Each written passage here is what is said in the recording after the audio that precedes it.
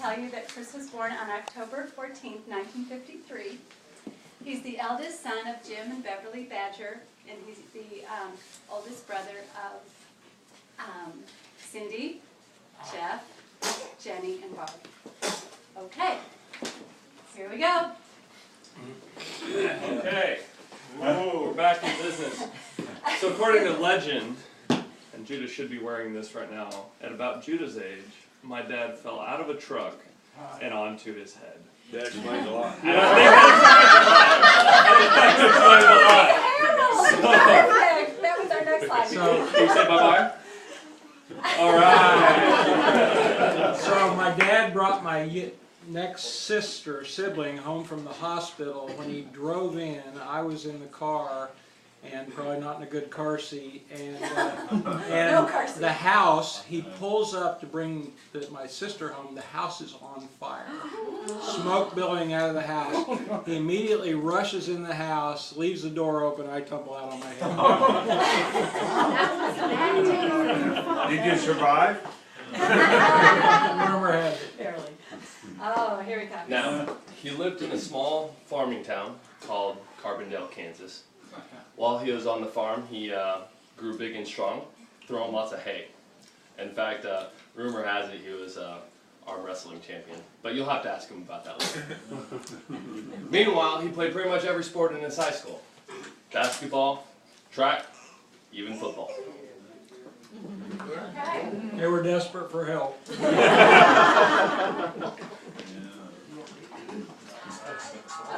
Oh, boy.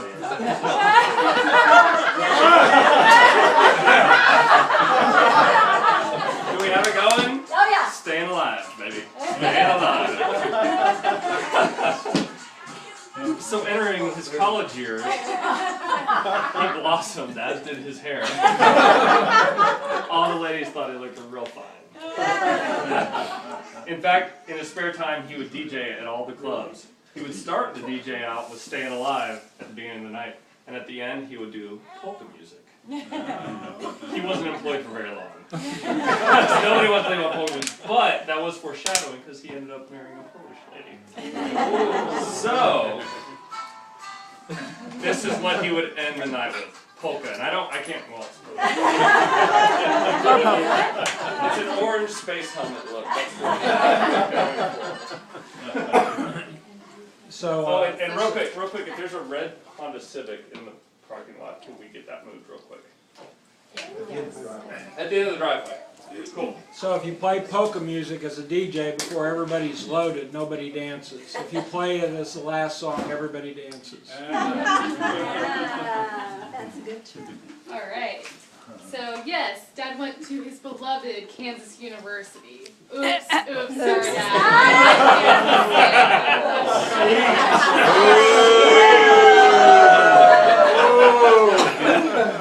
What's that page I just heard?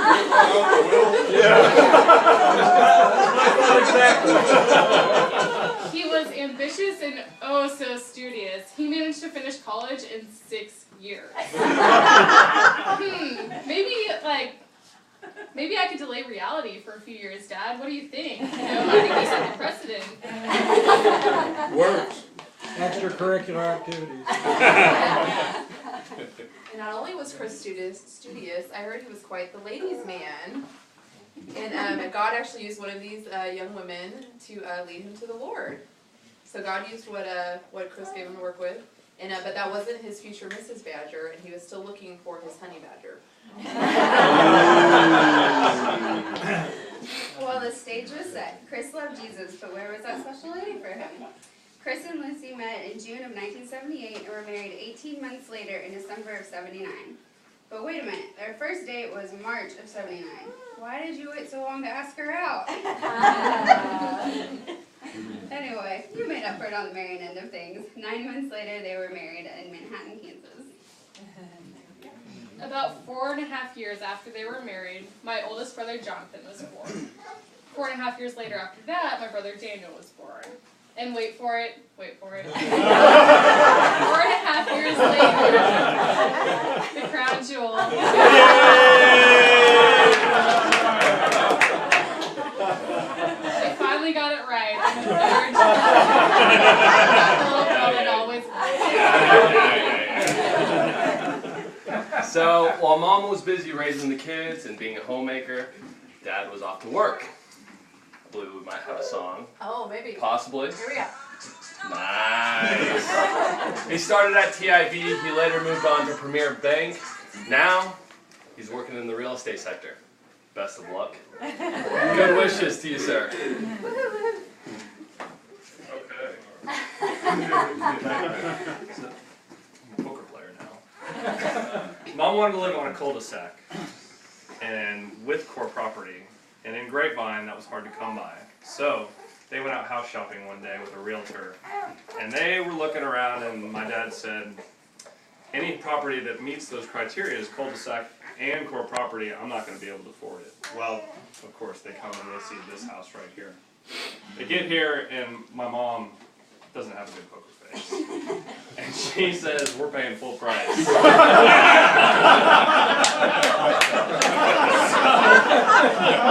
I've heard them say this for a long time, that my dad will make the living and my mom will make the living worthwhile. So they got the house and they've been here for 26 years. Oh my goodness. Yeah. Actually, what happened is we got about 2 steps in the front door and she said, buy me this house. In front of the realtor. Okay. Oh, well, we've had some fun here, and we've taken a little bit of literary license for sure. Stretch the truth just maybe a little bit for some fun. Yeah. But we did leave out some outstanding accomplishments, some sterling accomplishments. We're going to talk about grandkids now? Well, yes. Well, I did want to say that Chris did finish his schooling. Oh, it just doesn't get any better. No. So he did finish his schooling in 6 years, but that was for 2 degrees, and all the while, not all the while, but part of the time, he was also student body president. So Anna, you will be graduating as planned next May. No more delays. Okay.